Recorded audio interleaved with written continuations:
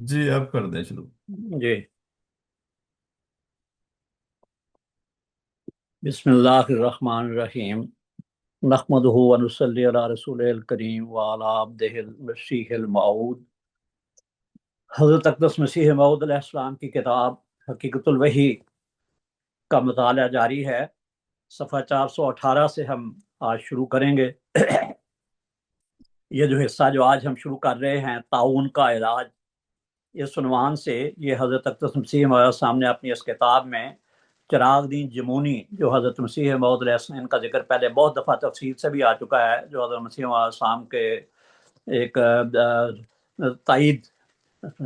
مؤیدین میں سے تھے، اور بہت اخلاص کا اظہار کرتے تھے، اور بہت پرجوش مؤیدین میں سے تھے۔ انہوں نے جب طاعون پھیلنی شروع ہوئی تو انہوں نے اپنی طرف سے ایک اشتہار شائع کیا طاعون کا علاج کے نام سے۔ بعد میں یہ مرتد ہو گئے، ہم پڑھ چکے ہیں یہ سارا، اور پھر حضرت مسیح علیہ السلام کے مقابل میں آ کھڑے ہوئے اور حضرت مسیح علیہ السلام کی طرف پیش گوئیاں بھی کیں، اور آپ خود ملہم ہونے کا دعویٰ کرتے تھے اور اپنے الہامات بھی شائع کرتے تھے۔ یہ جو انہوں نے طاعون کا علاج کے عنوان سے، جب وہ آپ کے مؤیدین میں سے تھے اور اخلاص کا اظہار کرتے تھے، اس زمانہ میں انہوں نے جب طاعون پھیلنی شروع ہوئی تو انہوں نے طاعون کے علاج کے نام سے ایک اشتہار، اعلان حق نمبر 1 کے نام سے، طاعون کا علاج آسمانی نشان فی تائید مسیح الزمان، یہ اشتہار شائع کیا، اور یہ اشتہار حضرت مقدس مسیح موعود علیہ السلام نے اپنی اس کتاب میں درج فرمایا ہے۔ نیچے انہوں نے حضرت مسیح علیہ السلام کی طرف سے یہ اشتہار درج کرنے سے پہلے ایک تنبیہ ہے، وہ ہم پڑھ چکے ہیں، اور اشتہار کے ابتدا میں ہی انہوں نے خود ایک حاشیہ لکھا ہے، وہ بھی ہم حاشیہ بھی پڑھ چکے ہیں۔ اب اصل اشتہار شروع کرتے ہیں۔ کہتے ہیں ان اللہ لا یغیر ما بقوم حتی یغیروا ما بانفسہم۔ کہتے ہیں ملک پنجاب و ہندوستان کے لوگوں پر یہ امر مخفی نہیں کہ ان چند سال کے اندر آفت طاعون نے اس ملک میں کیا کچھ انقلاب کر دکھایا ہے۔ جس شہر یا گاؤں یا گھر میں قدم رکھتی ہے، صفائی کیے بغیر نہیں چھوڑتی۔ اس کے ہیبت ناک حملوں کے نظارہ سے دل کانپتے اور بدنوں پر لرزہ آتا ہے۔ یہ آسمانی بجلی کی طرح دنیا کو کھاتی جاتی ہے۔ لوگ اپنے گھروں اور شہروں کو چھوڑ کر بھاگتے جاتے ہیں۔ عزیزوں اور اقارب میں تفرقہ ہو رہا ہے۔ دنیا کے دم میں دم نہیں رہا۔ مخلوق اپنے بچاؤ کی مختلف تدبیروں میں مشغول ہے، مگر افسوس کہ اس کی اصل حقیقت اور علاج سے محض ناواقف ہیں۔ وہ کہتے ہیں میرے دل میں ہمدردی بنی نوع کا ایک جوش ہے، کیونکہ خدا تعالیٰ نے اس کا حقیقی اور قطعی اور یقینی علاج اس عاجز پر ظاہر فرمایا ہے۔ اس لیے میرا دل و ایمان و ہمدردی بنی نوع انسان مجھے مجبور کر رہی ہے کہ میں اس اصل علاج کو، جو اس آفت کے دفیہ کے لیے کافی و شافی ہے، اس کے دور کرنے کے لیے کافی و شافی ہے، اور جس کے اندر دنیا کے بچاؤ کے اسباب موجود ہیں، پبلک پر ظاہر کروں، تاکہ جن کی قسمت میں اس عادت سے حصہ لینا مقسوم ہے نجات پائیں۔ کہتے ہیں جی پس واضح ہو کہ اللہ تعالیٰ قریباً عرصہ 1 سال سے اس عاجز پر کشفی رنگ میں ظاہر فرما رہا ہے کہ یہ زمانہ روحانی قیامت یعنی سلو صلاحیت کے مطابق، کے نیچے حضرت مسیح صاحب نے چھوٹا سا حاشیہ لفظ دیکھیں، نقل مطابق اصل، یعنی یہ لفظ مناسب نہیں ہے۔ سلو صفائی ہو سکتا ہے، یا اور مناسب لفظ صلاحیت یہاں مناسب نہیں ہے، اگل بن اشارہ ہے حضرت مسیح صاحب کا، یعنی صلح و صلاحیت کا زمانہ کا مقدمہ اور آغاز ہے، جس کو اہل اسلام کے محاورہ میں فتح اسلام اور مسیحیوں کے نزدیک مسیح کے جلالی نزول اور اس کی بادشاہت کی طرح منسوب کیا جاتا ہے۔ اور وہ ایسا زمانہ ہے کہ جس میں شیطانی تسلط اور دجالی فطرت دنیا سے اٹھائی جائے گی، اور زمین روز روشن کی طرح خدا کے جلال کی معرفت سے معمور ہوگی، اور حقیقی خدا پرستی، ابدی راست بازی، امن و سروکاری دنیا میں قائم ہوگی، اور قوم سے قوم اور بادشاہ سے لڑائی نہ کریں گے، اور قوم سے اور بادشاہ سے لڑائی نہ کریں گے۔ مذہبی مخالفتیں تمام دنیا سے اٹھ جائیں گی، اور اہل دنیا ایک ہی طریق و دین پر ہو کر سلو صلاحیت کا کامل نمونہ ظاہر کریں گے، اور قومیں جسمانی اور روحانی نعمتوں سے مالا مال ہو کر نہایت امن و چین کی حالت میں اپنی زندگی بسر کریں گی، اور تمام جنگ و جدال، فتن و فساد، بغض و عداوت، کفر و معصیت، رنج و مصائب دنیا سے اٹھائے جائیں گے، اور یہاں تک کہ شیر اور بیل، بھیڑ اور بھیڑیا اب ایک ہی گھاٹ سے پانی پئیں گے۔ اس کا ثبوت قرآن شریف اور کتاب مقدسہ میں موجود ہے۔ آگے وہ کہتے ہیں جمونی صاحب، اب میں اس بات کو بھی ظاہر کر دیتا ہوں کہ وہ متبرک زمانہ جس کی تعریف کی گئی ہے عمر دنیا میں 7واں ہزار ہے، جو سب کی طرح خدا کی بادشاہت یعنی صلح و صلاحیت کے لیے مخصوص و مقرر ہے، اور یہ بات بھی مجھ پر ثابت ہو چکی ہے کہ یہ صدی 6ویں ہزار کا اختتام ہے۔ اس لیے اس روحانی قیامت کی تیاری کے لیے جو کچھ انقلاب وقوع میں آنے والا ہے اسی صدی میں پورا کیا جائے گا۔ پس اس کامل اور عظیم و شان روحانی انقلاب کی تیاری کے واسطے خدا تعالیٰ نے 2 طرح کا انتظام فرمایا ہے، ایک جمالی، دوسرا جلالی۔ جمالی تو یہ ہے کہ اس نے اس اپنی سنت قدیمہ کے مطابق، جیسا کہ ہر ایک زمانہ میں دنیا کی ہدایت و صلاحیت کے لیے اپنے بندوں میں سے بعض کو معمور و مبعوث فرماتا رہا ہے، اس زمانہ میں بھی اپنے ایک خاص بندہ کو، جن کا نام نامی و اسم گرامی حضرت میرزا غلام احمد صاحب قادیانی ہے، منصب امامت عطا کر کے معمور و مبعوث فرمایا ہے، تاکہ دنیا آپ کے زیر سایہ ہدایت و اطاعت میں رہ کر اس پاک روحانی تبدیلی کا نور، جس کا حصول روحانی قیامت کی تیاری کے لیے ضروری ہے، اپنے اندر پیدا کرے، اور خدا تعالیٰ کی اس پرامن و بابرکت بادشاہت میں جس کا ذکر کیا گیا ہے اور جس میں کسی ناپاک اور شریر کا گزر نہیں ہو سکتا، داخل و شامل ہونے کے لائق ٹھہرے۔ اور دوسرا نظام خدا تعالیٰ کا جلالی اور قہری حربہ، جس سے مراد تعاون اور قحط ہے، تاکہ جو لوگ اس جمالی نظام سے اصلاح پذیر نہ ہوں اس جلالی حربہ سے ہلاک یا متنبع کیے جائیں۔ جیسا کہ قدیم سے سنت اللہ چلی آتی ہے کہ ہر ایک روحانی انقلاب کے لیے پہلے معمور آتے رہے ہیں، اور جب قوم ان کی تکفیر و تکذیب میں حد سے بڑھ جاتی تھی تو ان پر عذاب آ جاتا رہا، جس کی نظیریں قرآن شریف و کتب مقدسہ میں بکثرت موجود ہیں۔ چنانچہ اسی طرح اب بھی وقوع میں آیا کہ جب حضرت اقدس نے تبلیغ اور حجت اللہ کو دنیا پر پورا کیا اور اپنے دعوی معموریت کو ہر ایک پہلو سے جیسا کہ حق تھا ثابت کر دکھایا، لیکن دنیا ان کی تکفیر و تکذیب سے باز نہ آئی، تو خدا تعالیٰ نے اپنی سنت کریم کے مطابق اس زمانہ کے لوگوں کے لیے آسمان سے یہ فیصلہ صادر فرمایا کہ انبیاء علیہ السلام کے مخالفوں کی طرح آپ کے مکذبین کے لیے بھی ایک بلا نازل فرمائی، سو وہ یہی تعاون ہے جو دنیا کو کھا جانے والی آگ کی طرح بھسم کرتی جاتی ہے۔ دیکھو حدیث نبی میں صاف لکھا ہے کہ مسیح موعود کے زمانہ میں اس کثرت سے تعاون پڑے گی کہ زمین مردوں سے بھر جائے گی، اور انجیل مقدس کتاب مکاشفات باب 16 میں لکھا ہے کہ نزول مسیح کے زمانہ میں خلقت برے اور زبوں پھوڑے کی آفت سے، جس سے مراد تعاون ہے، ہلاک ہوگی۔ علاوہ اس کے قرآن کریم بڑی شد و مد کے ساتھ آخری زمانہ میں قوموں کے ہلاک ہونے کی خبر دیتا ہے، جیسا کہ فرمایا وَإِن مِّن قَرْيَةٍ إِلَّا نَحْنُ مُهْلِكُوهَا قَبْلَ يَوْمِ الْقِيَامَةِ أَوْ مُعَذِّبُوهَا عَذَابًا شَدِيدًا كَانَ ذَلِكَ فِي الْكِتَابِ مَسْطُورًا، سورہ بنی اسرائیل رکوع 6۔ اور ایسا ہی سورہ دخان میں فرمایا فَارْتَقِبْ يَوْمَ تَأْتِي السَّمَاءُ بِدُخَانٍ مُّبِينٍ يَغْشَى النَّاسَ هَٰذَا عَذَابٌ أَلِيمٌ الی آخر الآیہ۔ اور فرمایا یوم نبطش البطشۃ الکبریٰ انا منتقمون، یعنی انتظاری کرو کہ اس دن کے لاوے آسمان دھواں ڈھانک لے گا لوگوں کو، یعنی انتظاری کرو اس دن کی کہ لاوے آسمان دھواں ڈھانک لے گا لوگوں کو، یہ ہے عذاب درد دینے والا، جس دن پکڑیں گے ہم پکڑنا سخت، تحقیق ہم بدلہ لینے والے ہیں۔ اور اسی طرح سورہ قیامت میں فرمایا فَإِذَا بَرِقَ الْبَصَرُ وَخَسَفَ الْقَمَرُ وَجُمِعَ الشَّمْسُ وَالْقَمَرُ يَقُولُ الْإِنسَانُ يَوْمَئِذٍ أَيْنَ الْمَفَرُّ كَلَّا لَا وَزَرَ إِلَىٰ رَبِّكَ يَوْمَئِذٍ الْمُسْتَقَرُّ، یعنی چاند اور سورج کو جب ایک ہی مہینے یعنی رمضان میں گہن ہوگا تو اس کے بعد لوگ بھاگنے کی جگہ ڈھونڈیں گے اور نہ پائیں گے، سوائے اس کے کہ کتب مقدسہ میں بھی اس زمانہ کے متعلق بہت سی پیش گوئیاں موجود ہیں۔ دیکھو یسایہ باب 4، باب 15، باب 66 اور 50، زبور 3 آیت، دانییل باب 12، حزقیل باب 37 آیات 15 تا 28، حبقوق باب 3، صفنیہ باب 3، میکایا باب 4، متی باب 13 آیت 40، باب 24 آیات 15 تا 31، مکاشفات باب 15 16۔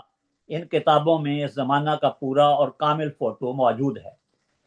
کہتے ہیں جی آگے، ہاں اگر یہ سوال ہو کہ ہم کیوں کر مانیں کہ یہ عذاب امام وقت کی مخالفت کے باعث ہم پر آ گیا ہے، تو اس کا جواب ہم آیات ذیل سے دیتے ہیں، جیسا فرمایا وما کان ربک مہلک القری حتی یبعث فی امہا رسولا، یعنی ہم کسی بستی کو بھی ہلاک نہیں کرتے جب تک کہ ان کے درمیان کوئی رسول نہ بھیجیں۔ اور دوسری جگہ فرمایا لکل امت رسول فاذا جاء رسولہم قضی بینہم بالقسط وہم لا یظلمون، یعنی ہر ایک قرآن کے لوگوں کا فیصلہ اسی وقت یعنی ہر ایک قرن کے لوگوں کا فیصلہ اسی وقت ہوتا ہے جب کہ ان کے پاس رسول آتا ہے۔ پس جب ایک طرف ایک رسول یعنی حضرت امام الزمان موجود ہیں جو دنیا کو حق اور راستی کی طرف بلا رہے ہیں، اور دوسری طرف ان کی تکذیب بھی بڑے زور و شور کے ساتھ ہو رہی ہے، اور تیسری طرف ایک ہولناک عذاب بھی دروازہ پر کھڑا ہے، تو کیا سمجھ میں نہیں آتا کہ یہ وہی مخالفت اور شرارت ہماری جو ایک معمول من اللہ کے حق میں کر رہے ہیں، عذاب کے رنگ میں متمثل ہو کر ہمارے سامنے آ گئی ہے۔ یا یوں کہو کہ اس عذاب کا اصل سبب وہی تکفیر و تکذیب ہے جو دنیا کی ہلاکت کا باعث ہوئی۔ وَحَاقَ بِهِم مَا كَانُوا بِهِ يَسْتَهْزِئُونَ، یعنی گھیر لیا ان کو اس چیز نے جو تھے وہ ساتھ اس کے ٹھٹھا کرتے۔ کہتے ہیں جی ہم نے تو اپنی آنکھوں سے دیکھا اور کانوں سے سنا کہ مخالف لوگ حضرت مسیح زمان علیہ السلام کی اس پیش گوئی پر جو اسی طاعون کے بارے میں آج سے 4 سال پہلے شائع کی گئی تھی کہ ملک پنجاب میں طاعون پڑے گا، ہنسی اور ٹھٹھا کرتے تھے کہ وہ طاعون کہاں ہے۔ یہ حضرت سیون سے چھوٹا سا تبصرہ فرمایا نیچے اس کے اوپر، وہ کہتے ہیں کہ آنکھوں اور کانوں سے ہم نے دیکھا، تو حضور فرماتے ہیں کہ خدا جانے بعد میں ان آنکھوں کو کیا ہو گیا، کہ پہلے خود کہتے ہیں کہ ہم نے دیکھا کہ یہ سب کچھ حضرت سیون السلام کے انکار کی وجہ سے یہ طاعون اور یہ عذاب آ رہے ہیں اور دنیا تباہ ہو رہی ہے، اور اب پھر بعد میں حضور نے فرمایا کہ خدا جانے بعد میں ان کی آنکھوں کو کیا ہو گیا کہ خود انکار کر بیٹھے۔ کہتے ہیں جی وہ جو اسی طاعون کے بارے میں آج سے 4 سال پہلے شائع کی گئی تھی کہ ملک پنجاب میں طاعون پڑے گا، ہنسی اور ٹھٹھا کرتے تھے کہ وہ طاعون کہاں ہے۔ علاوہ اس کے جب سدھا نظیریں اس کی قرآن شریف اور کتب مقدسہ میں موجود ہیں کہ گزشتہ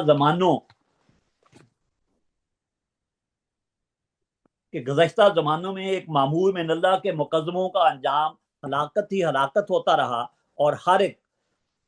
کہ گزشتہ زمانہ میں ہر ایک معمول من اللہ کے مقدموں کا انجام ہلاکت ہی ہوتا رہا، اور ہر ایک امت پر جداگانہ رنگ میں عذاب آ جاتا رہا، تو اس صورت میں ہمیں اس بات کے ماننے میں کہ یہ عذاب اسی مخالفت کا نتیجہ ہے، کون سی چیز مانے ہو سکتی ہے؟ ہرگز نہیں، بلا شک و شبہ یہ خدا تعالیٰ کا وہی جلالی اور قہری حربہ ہے جو ہمیشہ سے اس کے سچے رسولوں کے مخالفوں کی ہلاکت کے لیے موجود ہو جاتا رہا ہے۔ پس اب اس کا سبب معلوم ہوا تو علاج کی کوشش کرنی چاہیے، اور وہ یہ ہے کہ حضرت امام الزمان حضرت مسیح موعود علیہ السلام کے دعوی معموریت کو مان کر اور ان کی اطاعت کا جوا اخلاص سے دل سے اٹھا کر، اور بصدق دل آپ کے زیر سایہ ہدایات رہ کر ایک پاک اور زندہ روحانی تبدیلی کو جو ہر ایک قسم کے گناہوں بغاوت سے منزہ ہے، پاک ہے، حاصل کیا جاوے۔ سو جو شخص یا گھرانہ یا قوم یا اہل شہر ایسا کر لیں گے، یقیناً بفضل ہی تعالیٰ اس بلا سے نجات پائیں گے، کیونکہ ابھی قبولیت کا دروازہ کھلا ہے۔ اس لیے جو شخص بصدق کے دل توبہ کرے گا قبول ہوگی، لیکن ایک وقت ایسا بھی آنے والا ہے کہ لوگ توبہ کریں گے مگر قبول نہ ہوگی، قومیں خدا کے آگے چلائیں گی پر سنی نہ جائے گی، دنیا خدا کی طرف رجوع لاوے گی لیکن انجام اس کا مایوسی ہوگی۔ جیسا فرمایا رب نکشفن العذاب انا مومنون ان لہم الذکر وقد جاءکم رسول مبین، سورہ دخان۔ اور وہ وقت ایسا ہوگا کہ بلا روئے زمین پر عام ہوگی، کوئی شہر یا بستی الا ماشاء اللہ اس سے خالی نہ رہے گی، بلکہ دریاؤں اور جنگلوں میں بھی طاعون ہوگا، اس وقت لوگ بھاگنے کی جگہ ڈھونڈیں گے مگر نہ پاویں گے. جیسا فرمایا یقول الانسان یومئذ این المفر کلا لا وزر، کیونکہ یہ غضب الہی کی آگ ہے، جب تک اپنا کام پورا نہ کر لے اور خدا کے مخالفوں سے انتقام نہ لے لے فرونا ہوگی، یعنی بجھے گی نہیں یہ آگ. اس لیے میں ہمدردی بنی نوع کی راہ سے جو میرے دل میں موزن ہے، یہ جمونی صاحب کہہ رہے ہیں، اس لیے میں ہمدردی بنی نوع کی راہ سے جو میرے دل میں موزن ہے خلق اللہ کو متنبہ کرتا ہوں کہ قبل اس کے کہ یہ بلا عالمگیر ہو کر جنگلوں اور دریاؤں کو بھی اپنے زہریلے اثر سے ہلاک کرے، اور پہلے اس کے جو غضب الہی کی یہ آگ دنیا کو بھسم کرنے کے لیے پورے طور پر مستعد ہو، توبہ کرو اور اپنے بچاؤ کی تدبیر میں مصروف ہو. اور وہ یہ ہے، اول خدا کو واحد مانو اور تمام شرک و کفر و معصیت سے توبہ کرو، اور اپنے دلوں کو تمام ظاہری و باطنی بتوں اور ڈھاسنوں کو توڑ کر، تمام سہاروں کو توڑ کر ایک ہی خدا پر بھروسہ کرو. دوم اس کے تمام انبیاء صادقین اور جملہ کتب سماوی پر عموماً اور نبی عربی محمد رسول اللہ صلی اللہ علیہ وسلم و قرآن کریم پر خصوصاً ایمان لاؤ، اور اپنے سچے دل سے خدا تعالیٰ کے زندہ اور کامل دین اسلام کی پیروی میں مشغول ہو. سوم حضرت اقدس مسیح موعود علیہ السلام کے دعوی معموریت کو بصدق کے دل قبول کر کے اور جناب کے پرامن و بابرکت سلسلہ میں داخل ہو کر اپنی روحانی زندگی کے اس کامل نور کو جو اس بلا اور عذاب الہی سے نجات بخش ہے حاصل کرو. چہارم، ہر ایک شخص اپنے سچے دل سے خدا تعالیٰ کے حضور توبہ کرے، ہر ایک گناہ اور معصیت کو جس کا وہ مرتکب ہے ترک کرے، اور 5 وقتی نماز اور دعا و استغفار میں مشغول رہے، اور موت کو ہر دم یاد رکھے، اور حقوق اللہ و حقوق عباد کے ادا کرنے میں دل و جان سے مصروف رہے، اور حتی الوسع غریبوں، ضعیفوں اور درماندگان کمزوروں پر رحم کرے، جہاں تک ہو سکے اپنی جانوں اور مالوں کو خدا تعالیٰ کی اطاعت میں اس کی رضامندی حاصل کرنے اور بنی نوع کی ہمدردی کے لیے وقف کرے. پنجم، اپنے اخلاص دل سے محسن گورنمنٹ کی اطاعت اور شکر گزاری ادا کرتا رہے، اور کسی طرح کی نقیض یعنی توڑنے والی امن کو نقیض امن و امور بغاوت وغیرہ کا اپنے دل میں خیال تک نہ آنے دے. ششم، ہر ایک شہر اور بستی کے لوگ روزہ رکھیں اور جماعتوں کی جماعتیں جنگلوں اور میدانوں میں نکل کر نہایت عجز و تضرع کے ساتھ خدا تعالیٰ کے حضور میں اس بلا کے دفیہ کے لیے دعا کریں، اس بلا سے نجات کے لیے، دور ہونے کے لیے. اور اس کے تمام انبیاء و صلحاء کو عموماً اور رسول اللہ صلی اللہ علیہ وسلم اور حضرت امام الزمان مسیح موعود علیہ السلام کو خصوصاً اس کی جناب میں شفیع لانے.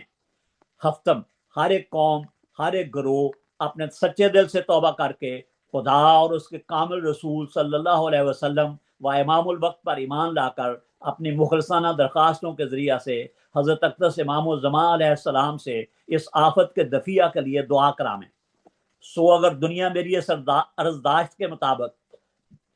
عمل کرے گی تو میں یقین کامل سے کہتا ہوں کہ یہ عذاب اس خاص شخص یا گھر یا قوم یا شہر یا ملک کے اس خاص حصے سے جس میں پاک تبدیلی کا نمونہ قائم کیا جاوے وہ فضل تعالی رفع ہوگا، کیونکہ اس کا اصل سبب گناہ اور امام الوقت کی مخالفت ہے. اس لیے جب تک اصل سبب دور نہ ہو اور غضب الہی کی یہ آگ جو مخالفت اور گناہ کے باعث مشتعل ہو رہی ہے فرو نہ ہوگی، دور نہ ہوگی، بجھے گی نہیں. یہ عذاب دنیا سے موقوف نہ ہوگا، مگر میں ڈرتا ہوں کہ دنیا میری اس عرضداشت کو ایک سرسری نگاہ سے نظر انداز کر کے اس وقت کی انتظاری کرے جب کہ دامن اجابت ہاتھ سے چھوٹ جائے، یعنی قبولیت کا دامن، قبولیت کا وقت ختم ہو جائے اور توبہ کا دروازہ بند ہو جائے. کیونکہ ایسے وقت میں جب کہ شرارت انتہا کو پہنچتی ہے اور قطعی فیصلہ کا وقت آ جاتا ہے تو مخالفوں کے حق میں انبیاء علیہ السلام کی بھی دعا قبول نہیں ہوتی. دیکھو حضرت نوح علیہ السلام نے طوفان کے وقت اپنے بیٹے کنعان کے لیے جو کافروں اور منکروں سے تھا دعا کی اور قبول نہ ہوئی. دیکھو سورہ ہود رکوع 2. اور ایسا ہی جب فرعون ڈوبنے لگا تو خدا پر ایمان لایا مگر قبول نہ ہوا. آگے کہتے ہیں جی جمونی صاحب، ہاں اس خاص وقت سے پہلے اگر رجوع کیا جاوے تو البتہ قبول ہوتا ہے. وَلَا نُذِيقَنَّهُم مِّنَ الْعَذَابِ الْأَدْنَىٰ دُونَ الْعَذَابِ الْأَكْبَرِ لَعَلَّهُمْ يَرْجِعُونَ، یعنی جب خفیف سے آثار عذاب کے ظاہر ہوں، جب عذاب کی ابھی ابتدا ہو اور معمولی عذاب کی صورت میں ہو تو اس وقت کی توبہ قبول ہوتی ہے. اس لیے میں بار بار کہتا ہوں کہ ابھی اس عذاب الہی کا دنیا میں صرف آغاز ہی ظاہر ہوا ہے، اور اس کا انتہا اور غایت یعنی انتہا اس کی نہایت ہی سخت ہے. لہٰذا لوگوں کو چاہیے کہ اس خاص ہلاکت کے وقت سے پہلے خدا کی طرف رجوع کر لیں اور خدا اور رسول اور امام وقت کی اطاعت کریں اور توبہ و ترک معصیت، دعا و استغفار کے ساتھ اس کا دفیہ چاہیں، اس کو دور کریں اور اپنے اندر ایک نیک و پاک تبدیلی پیدا کریں تاکہ اس ہولناک عذاب سے محفوظ رہیں، کیونکہ خدا تعالیٰ کا یہ پختہ وعدہ ہے کہ وہ ایسے وقت میں ہمیشہ مومنوں ہی کو نجات دیا کرتا ہے، جیسا کہ فرمایا وَكَذَلِكَ حَقًّا عَلَيْنَا نُنْجِي الْمُؤْمِنِينَ۔ اب ہم اصل اس مضمون کو، جمہوری صاحب کہتے ہیں، اب ہم اس مضمون کو اس دعا پر ختم کرتے ہیں کہ خدا تعالی ہم کو اور کل مومنوں کو اس بلا سے بچاوے اور راہ راست کی طرف رہنمائی کرے اور باہم صلح و صلاحیت کے حاصل کرنے کی توفیق بخشے، آمین ثم آمین۔ آگے وہ جاری ہے ان کا مضمون، ان کا جو اشتہار ہے، وہ کہتے ہیں اب میں اپنی جماعت کے روحانی بھائیوں کی خدمت میں گزارش کرتا ہوں کہ اس غضب الہی کی آگ اور ہولناک عذاب سے بچنے کے لیے ہمارے پاس دو سامان ہیں، ایک ایمان، دوسرا تقوی۔ ایمان تو یہ ہے کہ ہم اپنے کامل یقین سے جان لیں کہ ہمارے پاس اس عذاب الہی سے بچنے کے لیے اپنے ہادی و مولا حضرت امام الزمان علیہ الصلوۃ والسلام پر کامل ایمان لانے اور ان کے مخلصانہ اتباع کے بغیر کوئی صورت نہیں۔ اگر ہم بچیں گے تو حضور ہی کے مخلصانہ اتباع کے سبب، اور اگر ہم مریں گے تو ان کی مخالفت کے باعث گویا کہ ہماری زندگی اور موت حضور کی اطاعت اور مخالفت پر موقوف ہے۔ یہ چھوٹا سا الفاظ لکھیں موقوف ان کے فکرے پہ کہ یہ بات اس کی بالکل سچ ثابت ہو گئی۔ آگے وہ کہتے ہیں اور تقویٰ یہ ہے کہ ہم اس بات سے ہر وقت ڈرتے اور اپنی تمام حرکات و سکنات کو ٹٹولتے رہیں کہ کسی امر میں ہم اپنے ہادی و مولا کی ہدایات اور ان کی امن بخش اطاعت سے باہر نہ رہ جائیں۔ یہ اطاعت ہے، میرا خیال اطاعت جمع تو آتی نہیں ہے لیکن بہر صورت اطاعت سے باہر نہ رہ جائیں تاکہ اچانک عذاب الہی کا شکار نہ بنیں، کیونکہ اس عذاب سے بچنے کے لیے امن و پناہ سوائے اطاعت احمدیہ کے نہیں، جو اس کے اندر رہے گا یقیناً بچ جائے گا، کیونکہ ہمارا اس بات پر کامل ایمان ہے کہ یہ عذاب جو اب دنیا کو ہلاک کر کے عدم کی راہ دکھا رہا ہے صرف حضرت امام الزمان علیہ السلام کی مخالفت کے سبب سے ہے۔ اس لیے یہ بات سنت اللہ کے خلاف ہے کہ یہ عذاب حضرت اقدس کے مخلصین و متبعین پر بھی کسی طرح کا اثر ڈالے، جیسا کہ قرآن کریم کی سدھا نظیروں سے یہ بات ثابت شدہ صداقت ہے کہ گزشتہ زمانوں میں حضرت انبیاء علیہ السلام کے مخلص ایماندار عذاب الہی کے وقت نجات پاتے رہے ہیں، اور یہ بات صرف پہلے ہی نہ تھی بلکہ اب بھی ہے، جیسا فرمایا کذالک حقا علینا ننجی المؤمنین۔ مگر مومن مخلص بننا شرط ہے، کیونکہ اگر مومن نہ ہوگا تو حضرت لوط کی بیوی اور حضرت نوح کے بیٹے کی طرح صرف جسمانی قرابت یا تعلق کی وجہ سے بچ نہیں سکتا۔ اس لیے ہر ایک مومن احمدی بھائی کو لازم ہے کہ حضرت امام الزمان کی چھوٹی اور بڑی مخالفت سے ڈرتا ہوا اور کانپتا ہوا ہر وقت استغفار اور دعا میں مشغول رہے، تاکہ جو باریک باریک امروں میں نادانی کے سبب ہم سے اکثر اوقات مخالفت ہو جاتی ہے اس کا کفارہ ہوتا رہے اور خدا تعالیٰ اس کے انتقام کے لیے اپنے مواخذہ سے محفوظ رکھے۔ اور جہاں تک ہمارے معلومات ہیں، ہر ایک امر میں اپنے ہادی امام الزمان علیہ السلام کی خلاف ورزی سے بچنا چاہیے، کیونکہ یہ عذاب مخالفین کے لیے ہلاکت اور ہمارے لیے تنبیہ اور عبرت ہے۔ سو ہر ایک بھائی کو چاہیے کہ دوسروں کے نظارہ سے اپنے لیے عبرت حاصل کرے، فَاعْتَبِرُوا يَا أُولِي الْأَبْصَارِ، اور اس عذاب سے بچنے کی کوشش میں لگا رہے،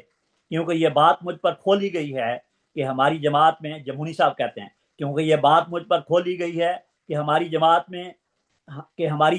میں کا کوئی مخلص بھائی اس بیماری سے ہلاک نہ ہوگا مگر وہی جو منافقانہ زندگی بسر کرتا ہے۔ اس لیے ہماری جماعت میں سے جو شخص اس بلا کے مواخذہ میں آ جائے تو جان لینا چاہیے کہ اس کی ایمانی اور عملی حالت اچھی نہ تھی جس کی سزا اس کو دی گئی ہے، کیونکہ خدا تعالیٰ اپنے مخلص مومنوں کو مخالفین کے عذاب میں شامل نہیں کرتا۔ افمن کان مومنا کمن کان فاسقا لا یستوون۔ اس لیے ہر ایک مومن کو ڈرنا چاہیے کہ کسی قسم کی مخالفت کے باعث عذاب الہی کے اس بلا میں مبتلا ہو کر فاسقوں میں شامل ہونا نہ پڑے۔ علاوہ اس کے میں اپنے عالی ہمت بھائیوں کی خدمت میں اس قدر زیادہ عرض پرداز ہوں کہ جن احباب کے پاس یہ اشتہار پہنچے وہ اپنے ہادی و مولا امام برحق علیہ الصلوۃ والسلام کی تائید و بنین و انسان کی ہمدردی کا حق ادا کرنے کے لیے دل و جان سے اس کی اشاعت میں صحیح فرماویں، اور اگر ہو سکے تو آپ نے اپنے شہر کی جماعت کے چندہ سے اس مقرر تباہ کر اس کو مقرر یعنی اس اشتہار کو مقرر تباہ کرا کر دیہاتوں قصبہ جات میں بھی ارسال کریں، کیونکہ ضدی اور متعصب لوگوں کو چھوڑ کر باقی سادہ لو خلقت محض بے علمی و غفلت کی حالت میں اس عذاب الہی کا شکار ہو رہی ہے۔ اس لیے ہماری جماعت کا فرض ہے کہ اس وقت بندگان خدا کو راہ راست کی طرف تحریک کرنے اور اس مہلک عذاب سے بچانے کے لیے کوشش کرے، تاکہ اس مقدس جماعت کا وجود دنیا کی بہبودی اور صلاحیت کے لیے مفید ثابت ہو اور خدا تعالیٰ کے نزدیک اجر عظیم پانے کے مستحق ٹھہریں۔ وباللہ التوفیق۔ زیادہ وسلام۔ المشتہر خاکسار چراغ دین احمدی الجموں، 9 فروری 1902۔ یہ اشتہار یہاں ختم ہوا، اور میرا خیال ہے کتنے منٹ، 1-2 منٹ ہیں۔ آگے حضرت مسیح موعود علیہ السلام نے یہ خط حضور پیچھے درج فرما چکے ہیں۔ عبد الرحمن موجودی نے لکھے کی والے کا خط، اس کا عکس دیا ہے۔ یہ خط حضور پیچھے اپنے تحریر میں ہم یہ خط پڑھ چکے ہیں، حضور نے اس کو درج فرمایا ہے اور ہم اس کو پڑھ چکے ہیں۔ یہاں صرف 2 صفحات 430 اور 431 پہ اس کا عکس ہے۔ اور اس کے بعد حضرت مسیح علیہ السلام نے اپنی کتاب اس حقیقت الوحی کا تتمہ جو ہے وہ حضور نے تحریر فرمایا ہے۔ کیوں جی شروع کر دیں؟ 1 منٹ ہے۔ نہیں، میرا خیال وقت مکمل ہو گیا، اب اگلے ٹیوزڈے سے ترجمہ کریں گے ہاں ٹھیک ہے۔ تاکہ وہ مضمون جو ہے نا وہ برقرار رہے۔ جی انشاءاللہ۔ ٹھیک ہے جی، جزاکم اللہ اب جی۔ 1 ہی منٹ رہ گیا بس، اب تو بہت شکریہ اچھی جی، بات ہے، جزاکم جزاکم اللہ اللہ۔ خیر۔